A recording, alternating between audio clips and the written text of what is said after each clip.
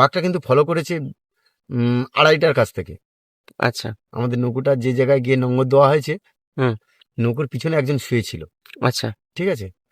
তাকেই ফলো করে বাঘটা ওখানে ছিল, 2.5 ঘন্টার ঊর্ধ্বে ছিল ওখানে। 2.5 ঘন্টা তার আগে কিছু বুঝতে পারেননি? না, কেউ কিছু বুঝতে পারে না, আমরা তো নৌকো রেখেছি নদীর মধ্যে, আচ্ছা নৌকোর পাছাটা ওইদিকে যাচ্ছে আসছে, ঠিক আচ্ছা আছে?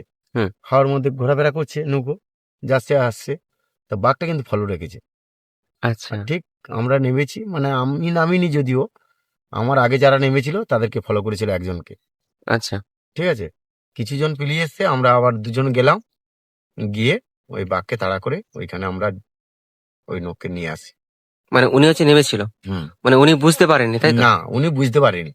আচ্ছা যখন আপনারা ছাড়াতে যান হ্যাঁ, মানে তখন বাঘ ছিল ওখানে? হ্যাঁ, ওখানে মানে স্পটে সেই ছিল। মুহূর্তে কিরকম বাঘের রূপ বা আপনাদের আমি মানে যে ছাড়াতে গেছি, আমার তখন ভয়, আমি গাছ খুঁজছি, গাছে উঠে যাবো।